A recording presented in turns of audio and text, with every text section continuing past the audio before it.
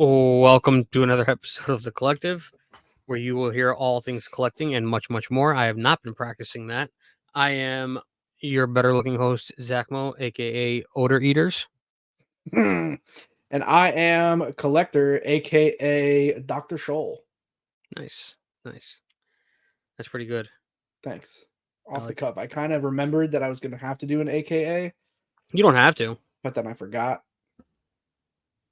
I Dr. mean, Scholl is as quick as I could come up with. That's not really the one. We should run it back. Do it again. AKA Odor Eaters. welcome to The Collective, where Yeah. you will hear all things collecting and much, much more. I am your better looking host, Zack Mo, aka Odor Eaters. And I'm Collector, aka Lotrimin Ultra. Lotrimin Ultra. Now, are we doing athlete's foot Lotrimin, or are we doing jock Lotrimin Ultra is athlete's foot, bro, not jock itch. Obviously, if you're going with Odor Eaters, I'm going with athlete's foot. Well, I used to use Lotrimin when I got rashes. I don't know that I ever have had to do that. Well, I used to be a real heavy set guy, and I used to get Chafing. Chub Rub. Tell me Chafing. all about it, bro. I used to chafe real bad, Yep. and that Lotrimin, man, if you don't know relief until you use that Lotrimin on a chafe. Let me tell you. I've had to make adjustments and in life, and now I'm well suited for avoiding Chub Rub. Did you take your legs off? Nah, bro. I mean, the clothing, it makes all the difference. Boxer briefs.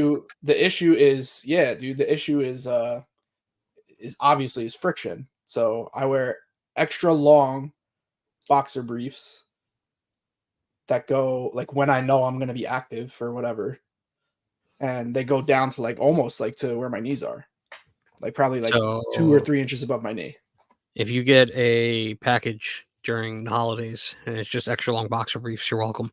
Yo, send me all of them. Pretty much though, like it's got to be Duluth Trading Company Armachillo.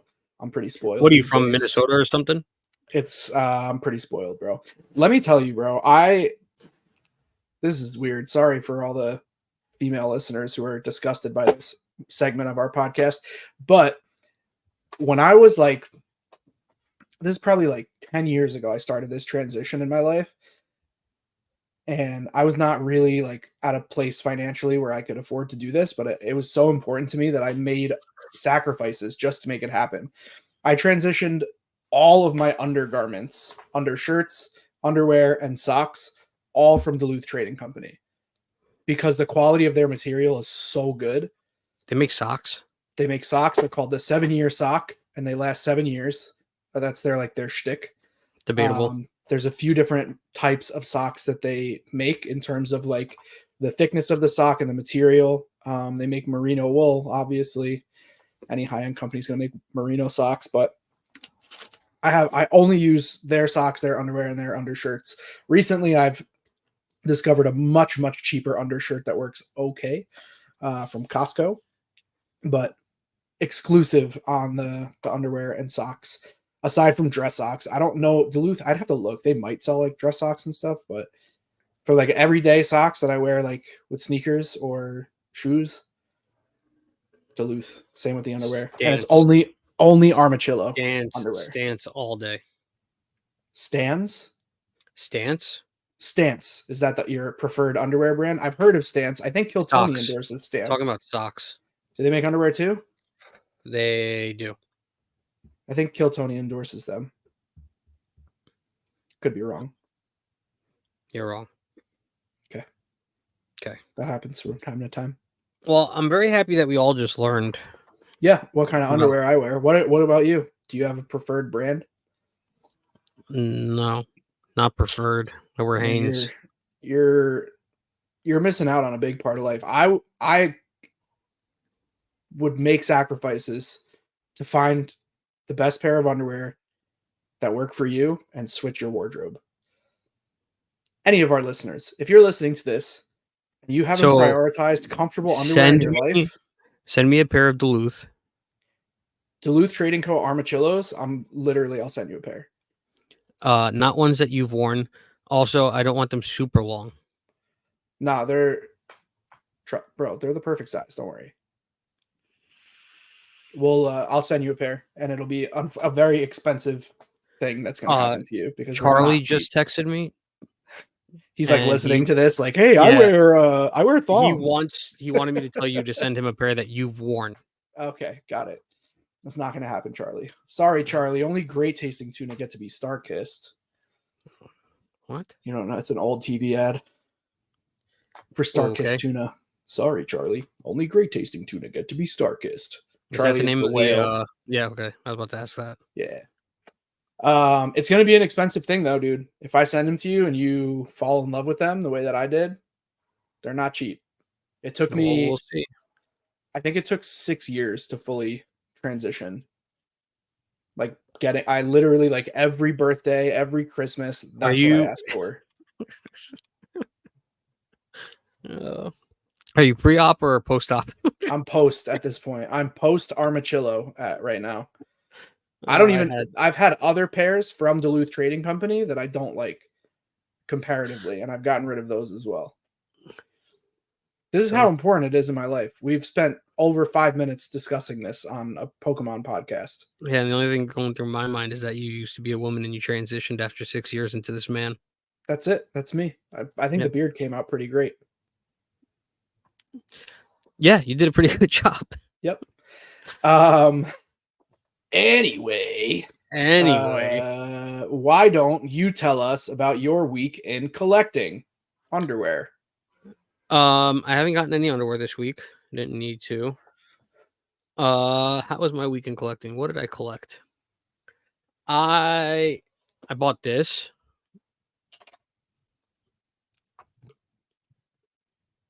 Bulbasaur. Bulbasaur. From Scarlet from Stellar Crown. It's Scarlet and Violet. Yeah, but I got it from Stellar Crown. So I bought that. Somebody else watches the stream. I'm gonna let you guess who did this. Took me seriously and bought me the Squirtle and the Lapras full art. I already know. I got DM'd about it. Oh, because they got delivered. Yeah. So D, Well, shout out they D. didn't get delivered yet, but anytime she does something like that, she notifies me and says, "Hey, So D is a goat, D is as a goat." always. I'm telling you, she has done that. I She did it don't for even me. know how many Remember times. the Growlithe? Yes. I got Yeah. like 40 envelopes because you weren't the only one in I that know. particular like round of buying things for people. She's incredible. She like very rarely buys stuff for herself on my stream, but she very frequently buys things for other people. She's You should buy incredible. her a chair for Christmas. Yeah, an office chair. Yeah. No, we're gonna hopefully not buy Collector something for Christmas this year. That was an incredibly nice gesture that I still have not figured out how to repay. I'm not buying you shit. Good. So that was pretty much my week in collecting. I didn't buy anything with you, I don't think. No. I don't think we ripped anything. You won a Gibby. I won a Givey. And You know what's funny? Right before I won that Givey, I was saying out loud, please TikTok gods, let me win this Givey. And then it hit. And I was like, no shit. That was That's pretty really dope. funny. I hit the full art Lacey in that, right? Yeah, which you traded to Jamie. Immediately. And I had the Arcanine tin for you, which I just remembered as well. The 151 and mini the Arcanine tin, yes. Yes. Albeit it was empty, but still. Yeah, I don't know what I'm gonna do with it. Just put it on the shelf, man. It's got Arcanine on it. Who cares? What shelf do I have? No shelf room. I have 300 well, plus pops. Push one of the pops back and push an Arcanine pop back and rest the tin in front of it. Or just store all your insulin in it. That'd be pretty dope. Or send it to Will and have Will make a charger. He was supposed to make one for me and we both forgot. And I just send him that. Yeah. I have a Gengar charger from him. It's fire. Will makes fire chargers, if you didn't know, people. He's still working on my lunchbox speaker. That's interesting. I sent him an empty lunchbox, like an empty Pokemon lunchbox, you know? I don't remember if it was like celebrations or whatever. And either a giant battery or a speaker. I feel like a speaker is probably going to be like easier than a giant battery. But I was like, bro, you got to do something with this. It'll be fire. Whoa. I almost dropped my soda. So you lived in Minnesota. What do you call soda? I did. I call it soda because I grew up here. Touche. but in Minnesota, 100% they call it pop.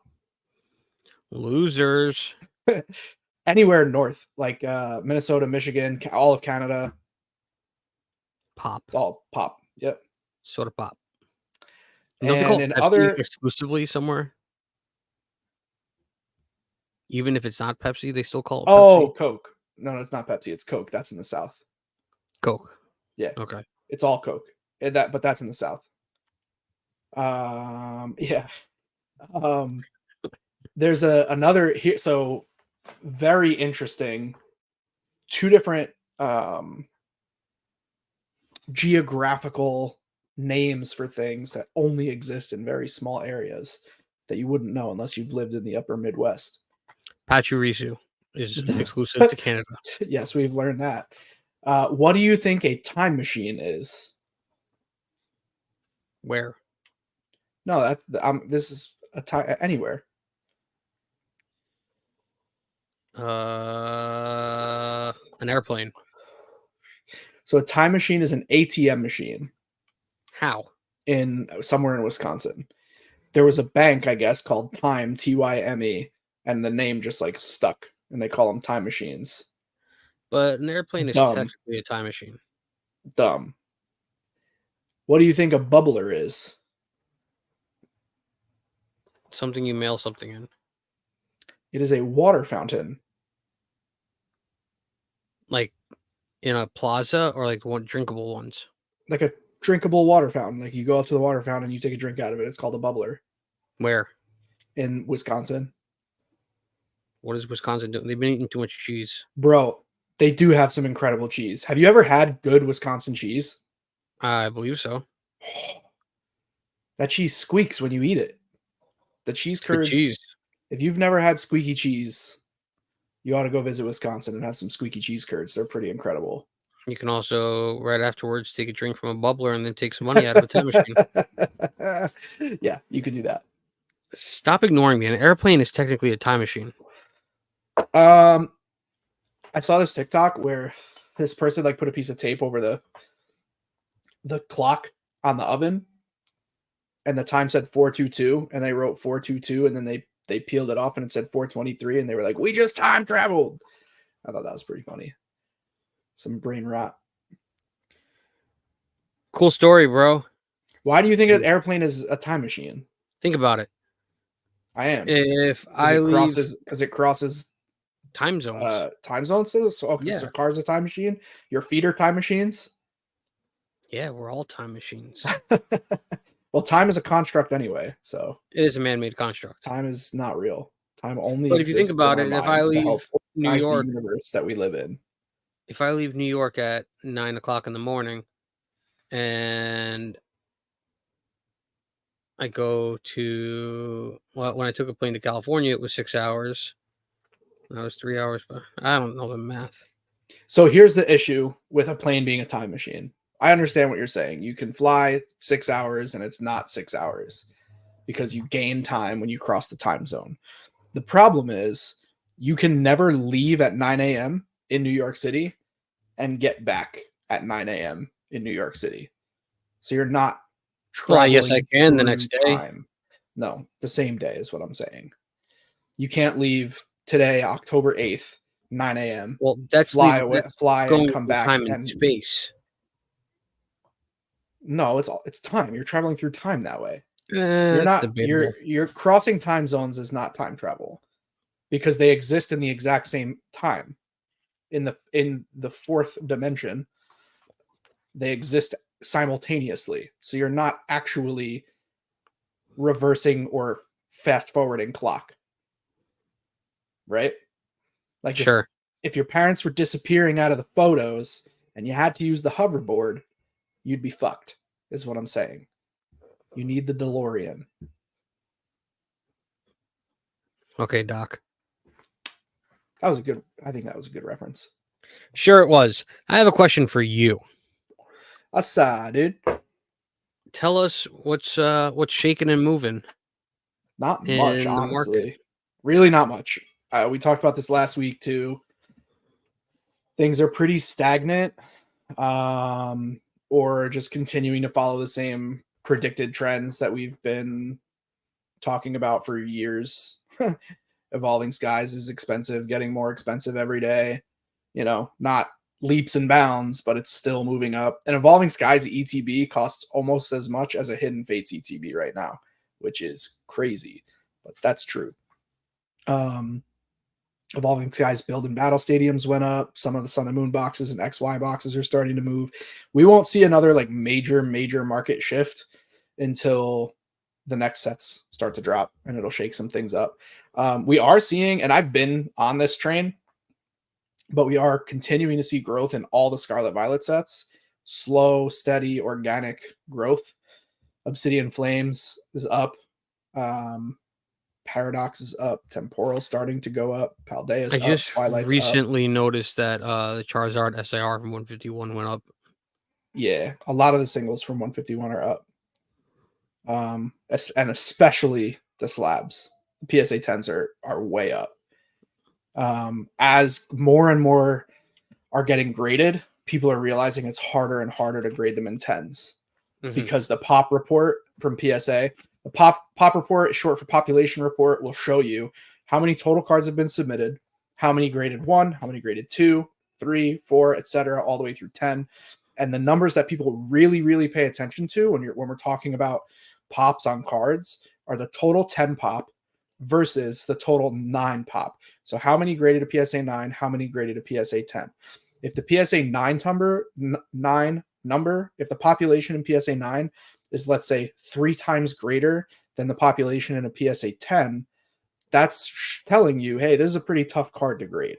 If they're 2 or even equal, then it's not as difficult. But anything like 3 times or higher is indicative of the fact that it's a pretty tough card to grade.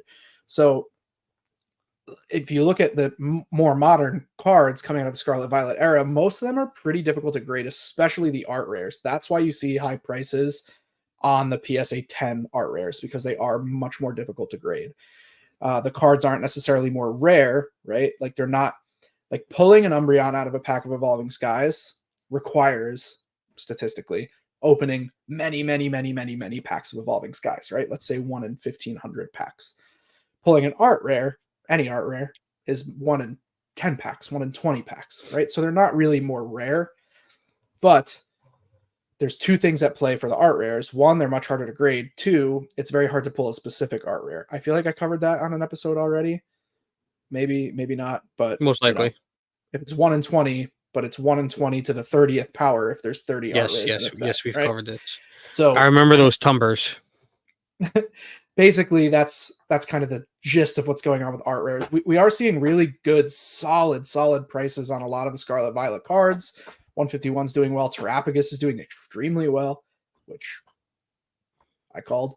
Terrapagus breaking 500 in a PSA 10, which is insane. The card is like exploding in price. It's competing with the Greninja for PSA 10 pricing, which is amazing. Pokemon go up. Pokemon go up. That's it. Iron Buy Hands, high, sell low. Iron Hands of Pokemon. Diamond Hands. Just hold your Pokemon. Hold it. Whether it's singles, slabs, sealed, whatever. There's certain singles that you need to sell right away. The playable stuff. If you don't already know about playable stuff, like Earthen Vessel, if you have any Earthen Vessel, Buddy Poppin', Pheasantipity, sell them right now. They're very hot, worth quite a bit, and they're easy cards to pull. But as far as like the higher end stuff, just it all goes up eventually. Oh, Lugia's down a little bit right now. I forgot. What's got him down? I don't know. He's bummed out that Silver Tempest is still available on the Pokemon Center website. I don't know. That's fair. Yeah, Lugia is under 200. It's like 160. It's a good time to buy the Lugia if you still are in the market to buy a Lugia, the alt art from Silver Tempest. It will go back up. You can go buy it. Replay this clip 19 and a half minutes into this episode. Silver Tempest Lugia will be over $200. You can easily make $40 by buying a copy today and just waiting. I don't know if it'll be next week, next month, next year, but I guarantee you that card will be over $200 again. If I'm waiting a year for $40, I'm not doing it. That's wrong, bro. Are you kidding me? No. That's such a good ROI. 160. How many In a times does 40 year? go in? Yeah. How many times does 160 go into four into? Yeah. How many times does 40 Other go way into around. 160? Yeah. 4 times. Okay, so it's 25%, right? Sure, that's math. If you call Warren Buffett right now and say, I'll guarantee you a 1 year 25% return, he is putting every penny he has in that. Well, I don't have his After number. if he can, validate the fact that it's a true claim. A 25% 1 year return is unbelievable. That outperforms S&P, that outperforms high yield bonds, that outperforms gold, that outperforms silver, that outperforms any major investable other than Not crypto. me. Crypto is the only other way. Crypto and casinos are the only other way you can potentially make more money than that, but neither of those are safe or reliable. Okay, fine, I'll buy one. I'm not saying you should buy one. I'm just Let me saying borrow 160 making bucks. making 20 making 25% in a year is an excellent rate of return. The problem I think is that people think about making $40. The concept is that you buy many different things over the course of a year that all have a 25% rate of return. And that's where you're like, that's just one piece of your portfolio, right? The Lugia is, yes, sure, it's only a $40 return. But if you're going to invest, let's say you have $2,000 of spending power in the year, right? For retirement, for investing, whatever, that's a great 25% is like solid. I would love That's 25% guaranteed. $500 of 2,000. Yeah, right. Math. Mm-hmm. I would Now, steal one. it probably wouldn't be as smart if $2,000 was all you had. You probably wouldn't want to put that into just Lugia. You'd want to be diverse. But anything that had like 15% plus rate of return projections would be a smart buy. I hope everybody's writing these notes down.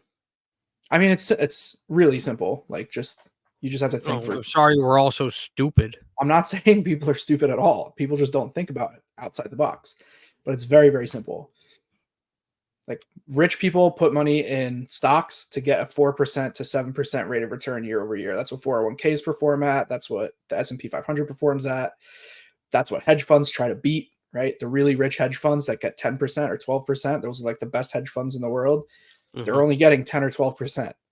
Now there's not enough Pokemon product for them to invest the volume that they invest, which is why it's a great investable for people like us who can't invest millions of dollars in a year You said I or can't. in our life. I don't have millions of dollars to invest. So I invest very small, but I get really strong returns. You don't know what my bank account looks like.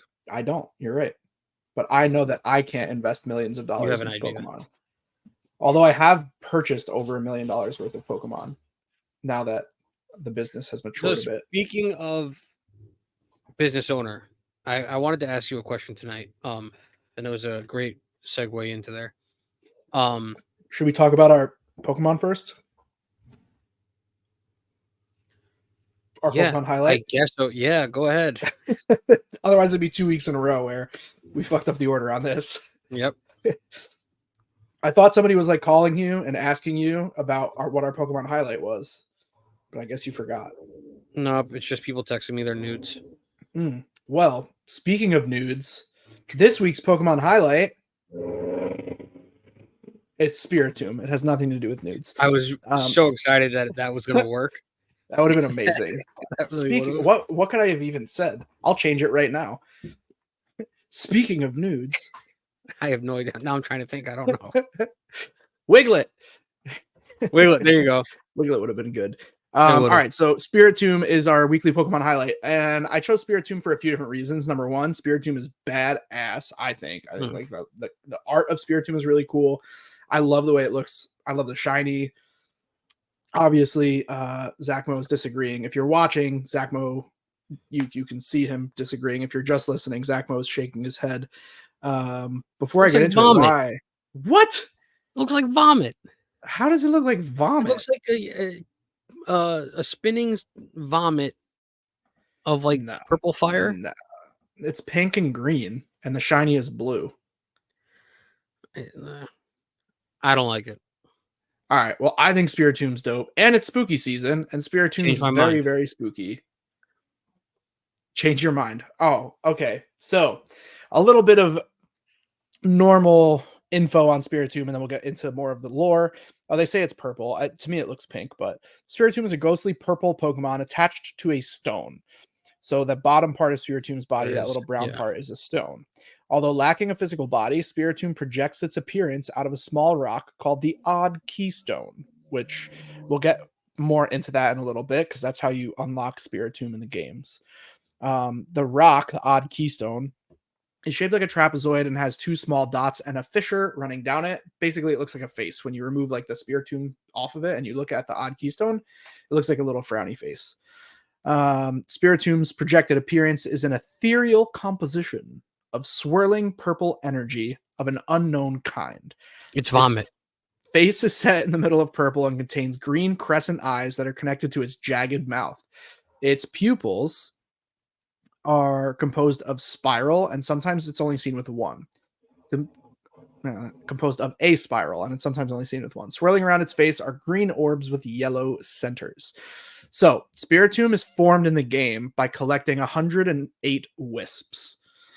You have to go around and collect 107 wisps, and then to get the last wisp, you have to go and talk to a trainer, Vesa, maybe. I forget the name of the trainer. But basically, you have to go and talk to the trainer, and they give you the last one, the last wisp that you need.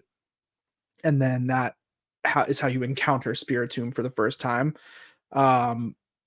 So what it said is the lore of that is that the wisps represent spirits that are malevolent souls. The Sonoan mythology claims that each Spiritomb is composed of 108 malevolent souls confined to this earthly keystone and prevented from passage to the spirit world because of their wrongdoings. People are skeptical of this theory because it doesn't explain why Spiritomb and keystones continue to appear in the wild even as known individuals are caught.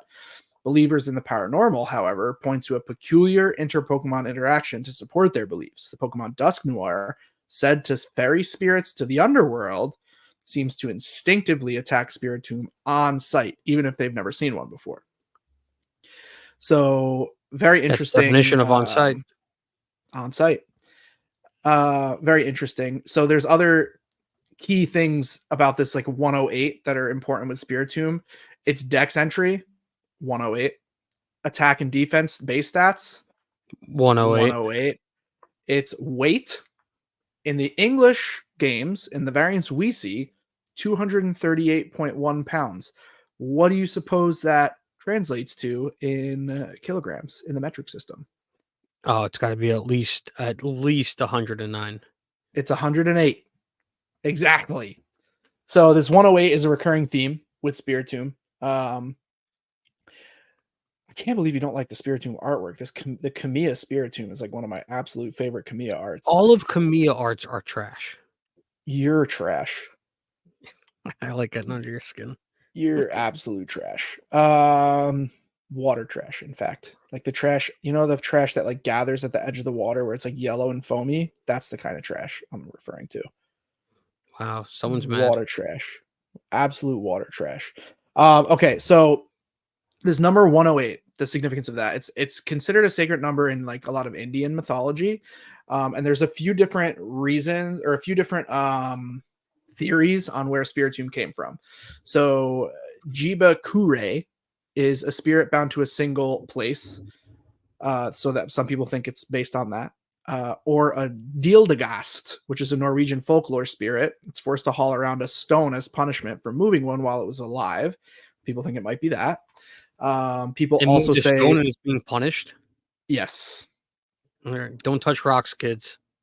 Also, people say that it could be based on a Buddhist tradition performed on New Year's Eve in Japan, in which a bell is rung 108 times to chase away 108 temptations in order to achieve nirvana.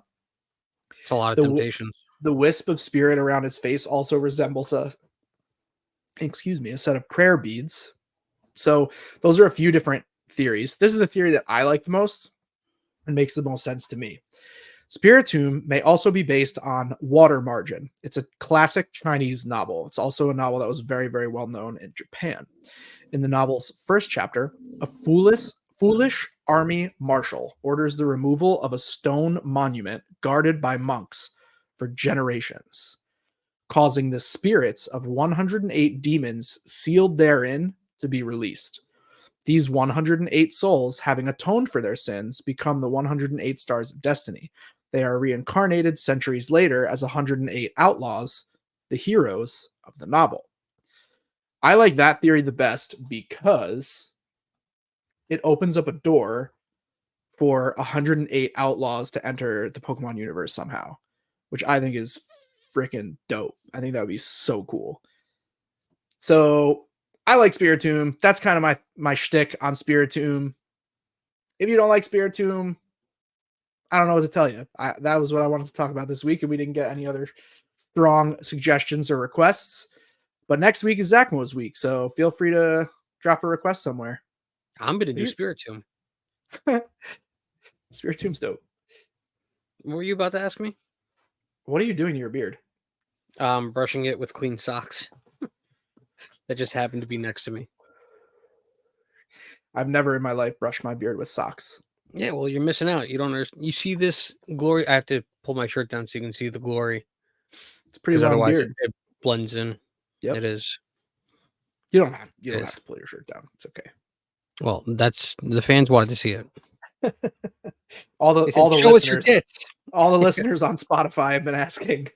Yeah, exactly. Exactly. Asshole. All right. I mean, that's pretty cool lore and shit. I still think it looks like vomit. Spiritomb does not look like vomit. There's not a single instance that I think Spiritomb looks like vomit. Let's take a poll. Comment. Spotify and YouTube. You can leave comments. Do you think Spiritomb looks like puke? I do. Let us know. Okay. Are you pulling up a picture of it? I Google searched Spiritomb puke and I see nothing that looks anything like puke. What are you puking up that looks this color? Oh, I've had some wild nights. There's incredible Spiritomb artwork. Yo. All right. I'm sorry because I feel like most people are just listening and a lot of people can't see these things. I'm realizing that I share onto the screen all the time, but this is their fault. Really, really, really, really cool Spiritomb artwork. Can't wait to check see it. that out. He's puking up a Spiritomb. Is that a Ghastly on the bottom? Yeah, and a Haunter on the top. That's dope. Right, yeah, I mean, that artwork is kind of cool. That's super dope. Too bad it's not Kamiya. Nah, it's not Kamiya. The Kamiya Spiritomb's great. You don't have to show me. It's okay. And he's already Googling. Can't wait to see it. What set does it come from? Rebel Clash in English. Rebel Clash card number 116. It's not 108? No, sadly it's not. It probably is in Japanese though. That was a fucking Japanese miss. Do it better. Nope. Card number 65 in Japanese. I happen to have the Japanese version pulled up, so I'll share screen that real quick. That was a miss. Yeah, I agree. Dope. Yeah, that looks like my Saturday morning. You need to see a doctor. I'm not denying that. All right. Spiritomb's a weekly highlight. If you don't like a lighthouse, you suck. What? You don't know that? You don't like a lighthouse? You suck. What's that from? Susie Sands. Oh. So yes, that was the weekly highlight, like you said. Please let us know who you want to hear. Spotify comments, YouTube comments, Discord. Otherwise, we're just going to keep expanding on Spiritomb. Yeah, you know what? Yeah, next week I'm going to do more Spiritomb if you guys don't tell me what you want to hear about. Back to my question that I had from the business side, because we never really get into that too much, like what it is to be like a business owner. Especially a TikTok one. That's sort of where my question stems from. Having to ban somebody from buying from you. What's that like? That's an interesting question. I think there's a lot of different components to the answer.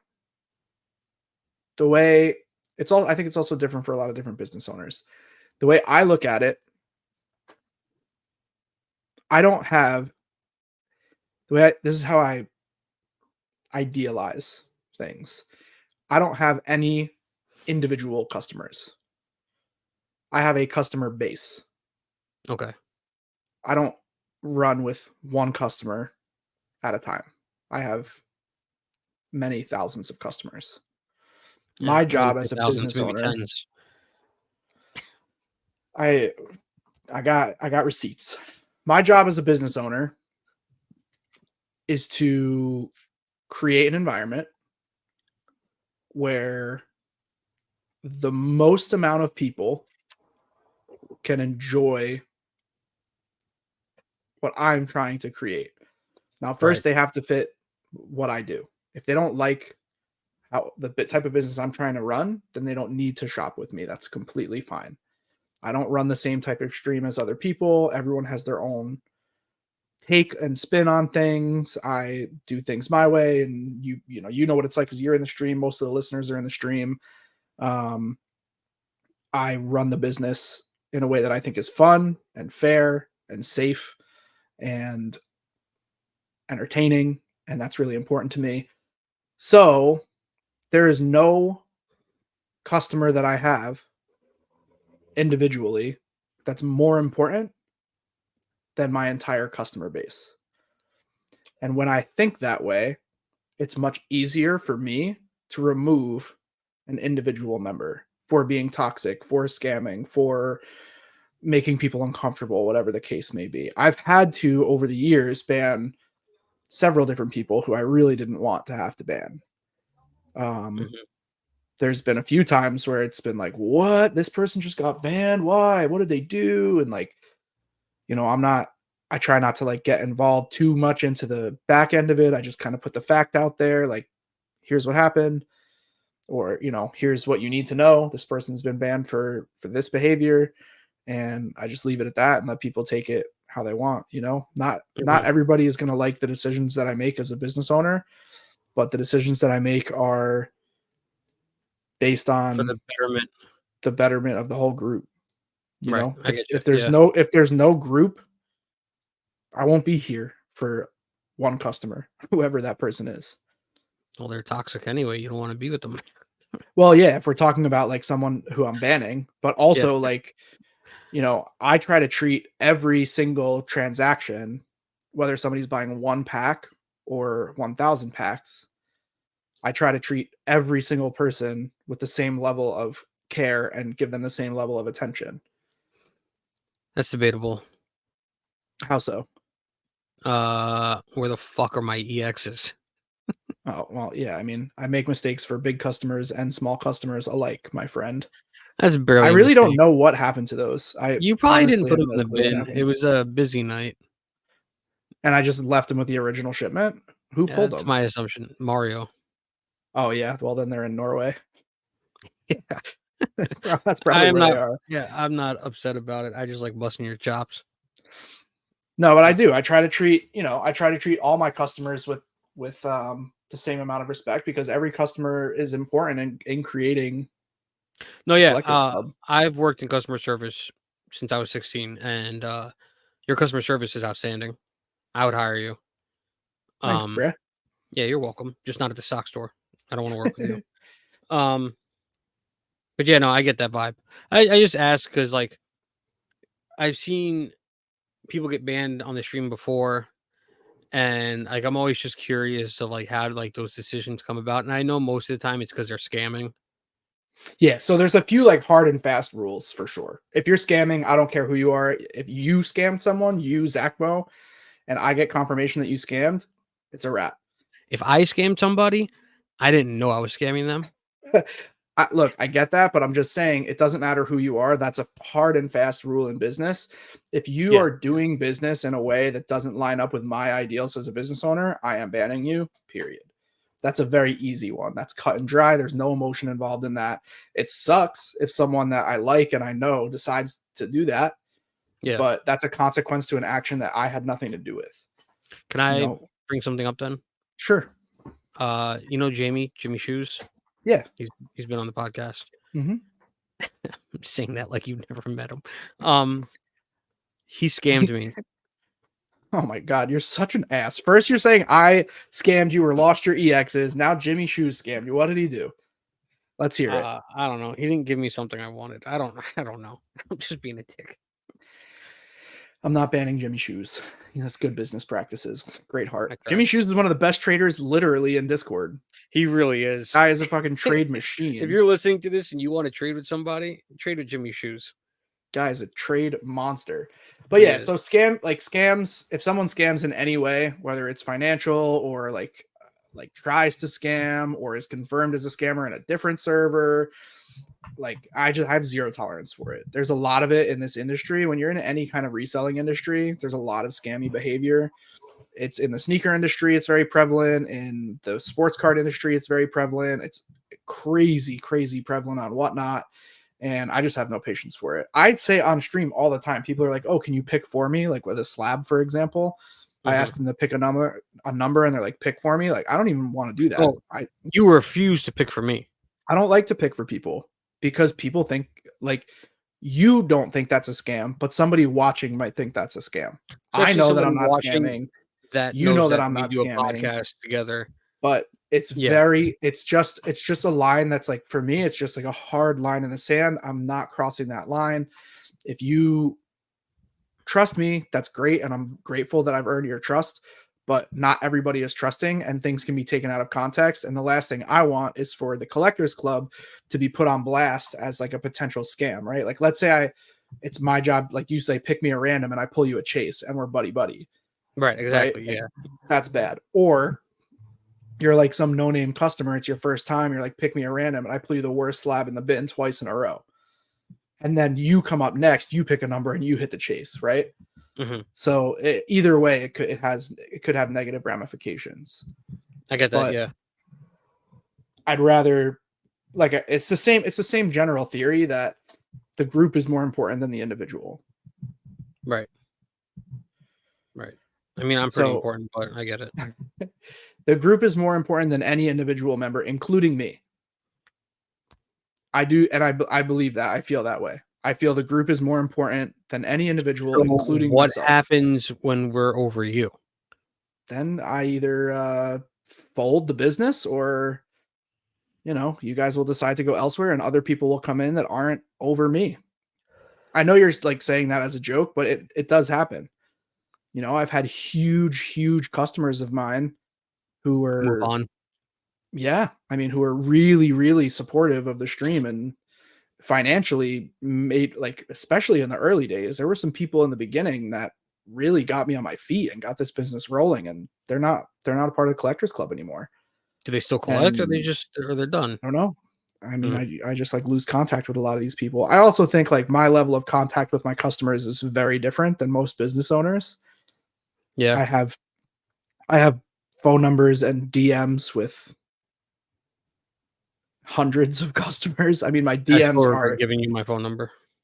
my DMs are nutty, and I get back to people as quickly as I can, especially if it's something pressing or urgent. I knew you were going to give me shit about it, but if it's something real, like business related, I try to get back to it right away.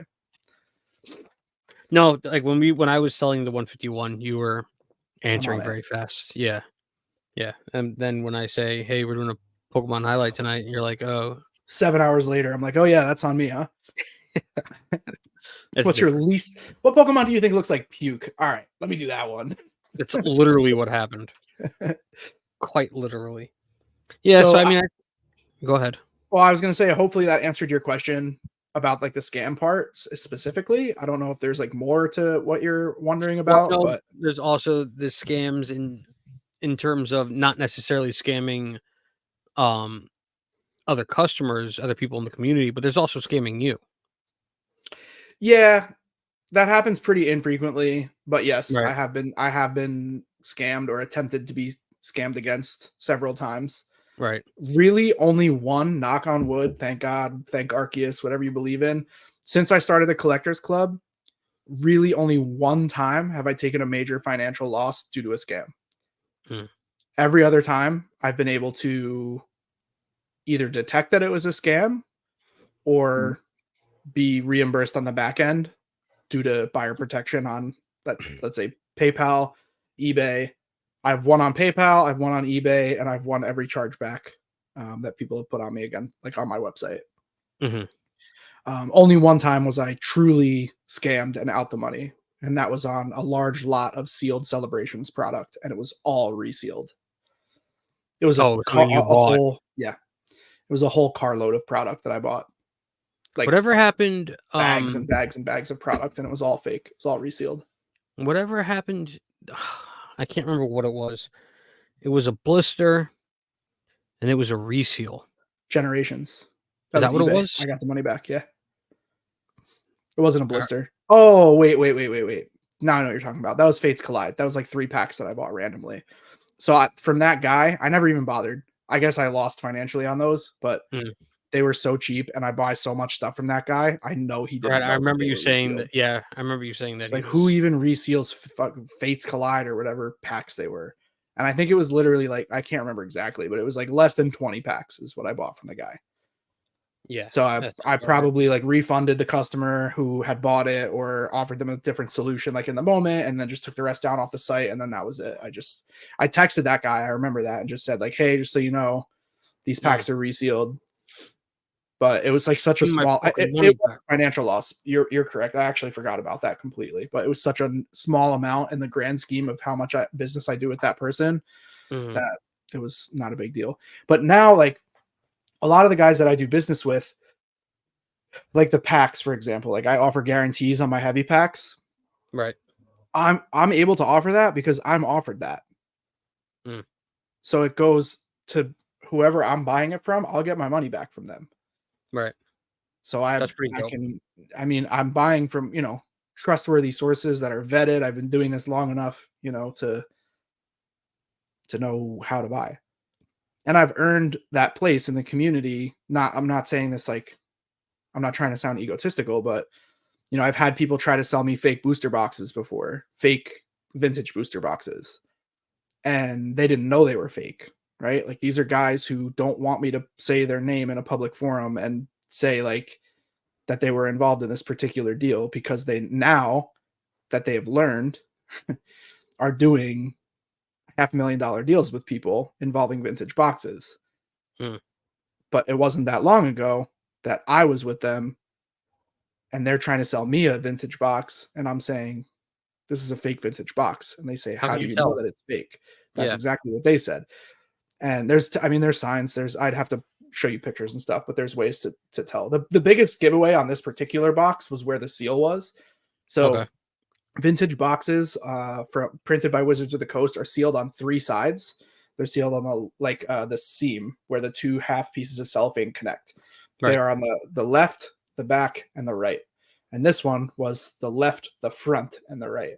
And it's just like, if you look up images of real Wizards of the Coast Pokemon booster boxes, there's never seals on the front ever. So that was a tip. That's a good tip for everybody.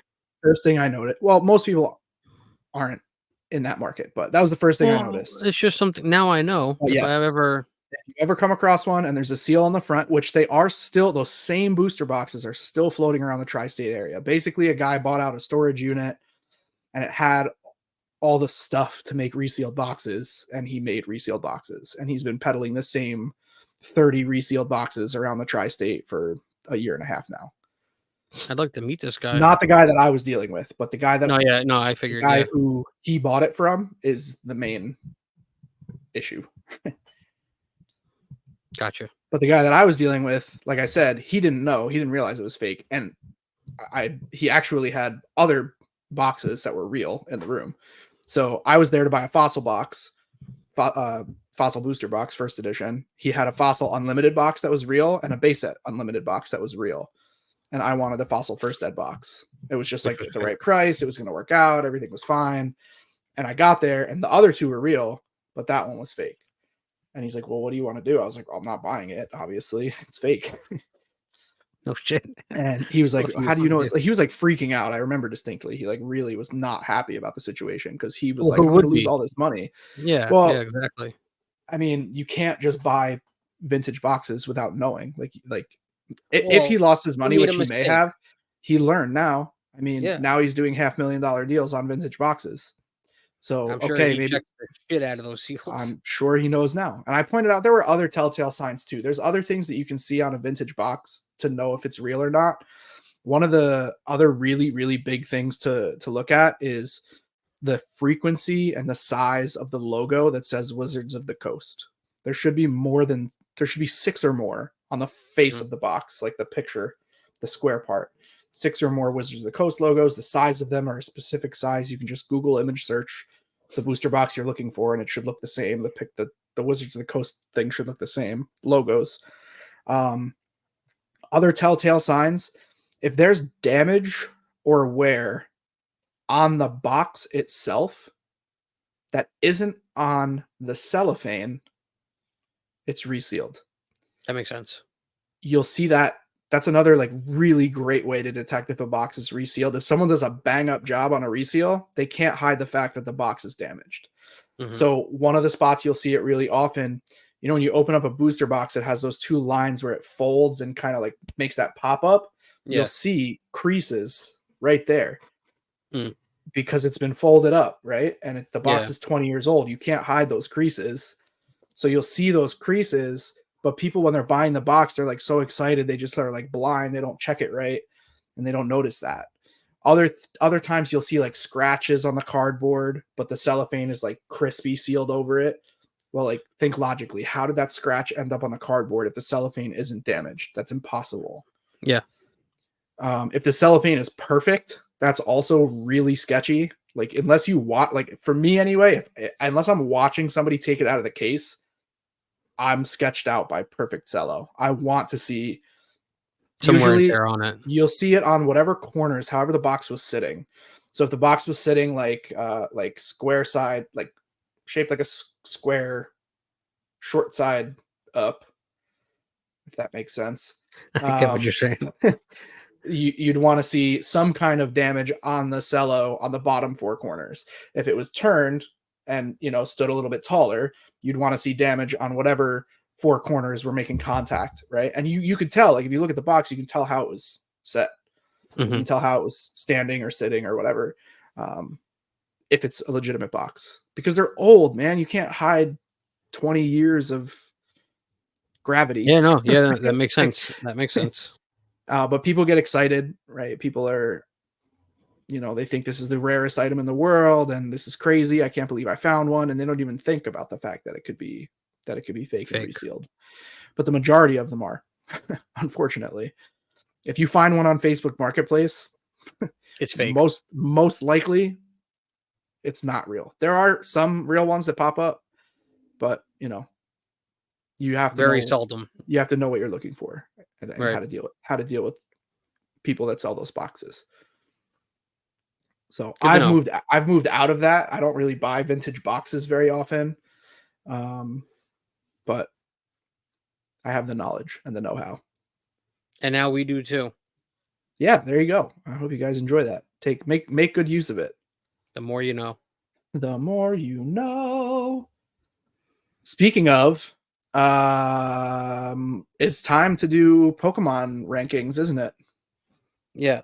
Or did you have anything else you wanted to talk about before we do that while I pull them up? Not with you.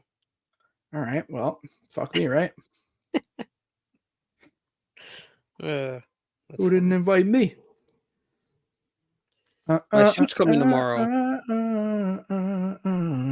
don't know what that's from. Are we doing fully evolved? No, not for this one. Because right. This is just ranking. This is in battle. All right, so we're just going to do all 9 generations. Welcome back to the weekly ranking. We're doing all 9 generations this week. We've started at Gen 1 and made it through Gen 9. So we're going to generate 15 Pokemon from all 9 generations. And I will read them out loud so that those of you that are just watching are able to hear. what they are. Or sorry, those of you that are just listening are able to hear what they are. We're going to generate. Oh, wait, no, I'm going to generate 10 One at a time. One at a time. I literally have been doing this for 10 weeks. You'd think I'd fucking get it right now. So we're going to generate 10 Pokemon one at a time from all 9 generations of Pokemon, and we're going to rank them blindly 1 through 10. And then at the end, we will compare notes and see who did a better job. And It's opinion based. Nobody can do a better job. no, that's not true. Like last week, I was like, I really like my list. I wouldn't change anything. And other times, I'm like, yo, this list is terrible. That's fair. All right, here we go. Pokemon number 1 from all 9 generations is Venipede. Starting strong. Let me know. If my fucking phone acted normal, I'd be good. Okay. Pokemon number 2 is Vivillon, featured on the newest art rare leak for Super Electric Breaker, aka Surging Sparks. Vivillon. Yes, this is Sandstorm Vivillon, which I actually think the colorway is way, way tighter than regular Vivillon. Yeah, but I'm just going based off of regular Vivillon. Of course, we're just going on regular Vivillon, but that's a fire Vivillon. Debutante Furfrou. What the fuck did you do here? I didn't do anything, bro. Hit default. Default. All right, default. Furfrou is next. Regular Furfrou? Sure. Furfrou? Furfrou. Debutante Furfrou. Not gonna lie to you. Debutante Furfrou would hold a lot higher ranking than regular. Look at that hair. Look at that hair. Overcast Cherum. We are on default for the record. Well, yeah, this is because there's 2 different types of Cherums. This one makes sense. Christopher Walken. It's Glalie, for those of you that don't know. For those of you who don't know, he's a moron. It looks just like Christopher Walken. Are you kidding me? No, it doesn't. It absolutely does. No, it doesn't. It looks like Glalie. Cubchoo. Man, these fucking suck.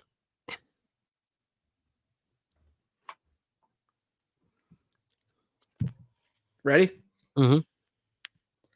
Bisharp.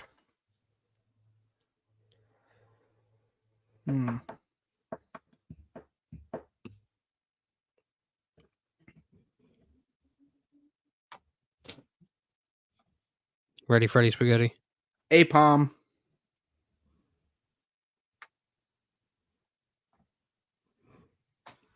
Ready. Tyrunt. No. Tyrunt. And last but not least, Revavroom. If you're just listening, you couldn't see my face when you said that. Power listing. Sucks. Power listing. All right, starting off with number 10, I have Apom. So I left 10 open. Right. Until we got to Apom, and I was like, I'm not putting Apom where I had opening, so Apom got 10. Okay. Number 9, Vivillon. Venipede. Number 8, Vivillon. I just started at 10 and you started at 9. That's the only difference. It really is, because number 7, Furfrou. Yeah. And number 6. Let you guess what number 6 is for me. Cherum? Yep. Mine's Glalie. Really? Yeah. I think I maybe departed at some point. All right, number 5. Wait, what was your number 6? Oh, Cherum, right? Cherum, yeah. Yeah, mine's Glalie. Number 5 is Revavroom. Mine's Cubchoo. Okay. I departed at Cubchoo. 4 is Apom. Bisharp. Yep. That's my number 3. That's my number 3, Bisharp. Mine's Glalie. Okay. Did you actually like Glalie and you bumped Glalie up? I don't know. I didn't hate Glalie. Okay. So Glalie, I'm like, whatever. So am I, but I saw where this was going, so I decided to put it a little higher. Well, I was like, well, what if Charizard or Gengar comes out? So I kept leaving that number 1 spot open, but number 2, I have Tyrunt. I have Cubchoo, and that's by choice. I love Cubchoo.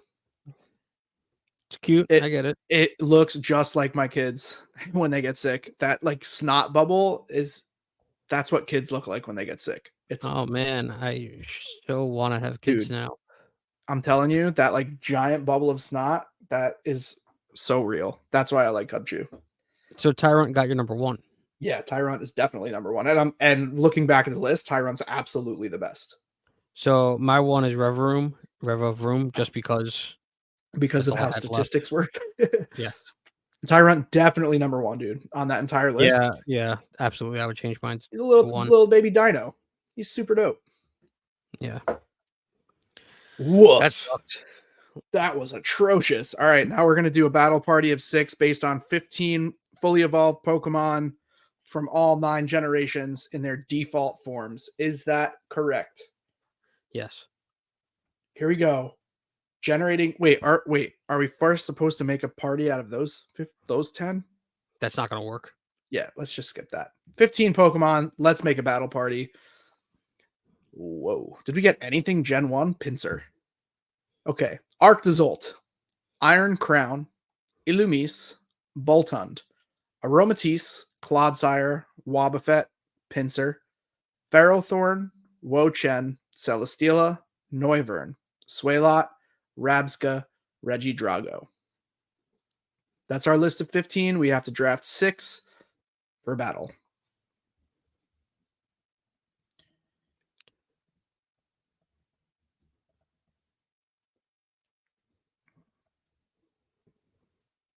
Okay.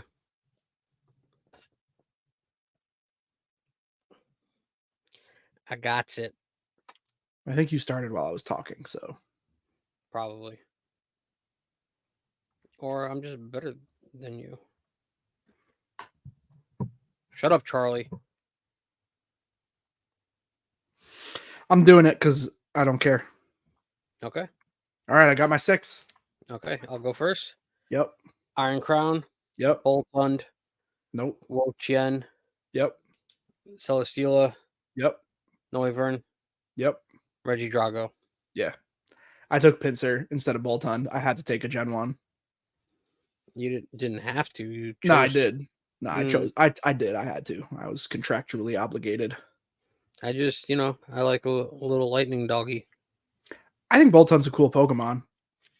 And I think the Pinsir, it wins. Unless Pinsir gets it in its pincers. See what you did there. But yeah, the rest of the Pokemon, it was like kind of like a no-brainer. Run it back. Another 15? Yeah. Not a whole lot better. Actually, it's not terrible. All right. Here we go.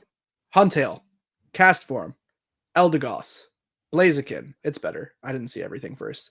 Simipour, Hippowdon, Hitmontop, Metagross, Orthworm, OP, Relicanth, Cherim, Venusaur, Chestnut, Clefable, Unfezant. Male Unfezant. Yeah, I didn't realize why that distinction mattered, but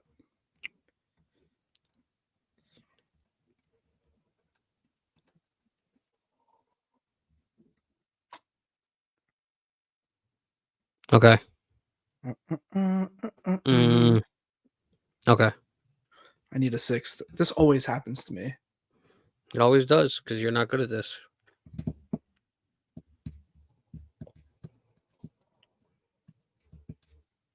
He's thinking. I am thinking of a number 6. He is thinking of a number 6. Struggling. I am on the struggle bus.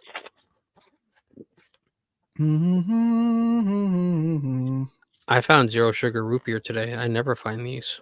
I can't believe I'm drafting this Pokemon into my party. All right, I'm ready. You go first. Clefable. Nope. Dumb. Venusaur. Yep. Blaziken. Yep. Metagross. Yep. Chestnut. Nope. Unfezant. Nope. Wow, we have very different battle parties. So we took Blaziken, Metagross, and Venusaur the same. I took what did I take again? Simipour, Orthworm, and for shits and giggles I took Relicanth. Okay, well, this is This is a no contest. Yeah, I win. No. This is a no contest. Come on, dude. Orthworm? Really?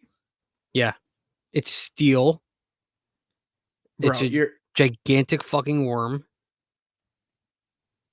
Orthworm takes out Clefable and Unpheasant.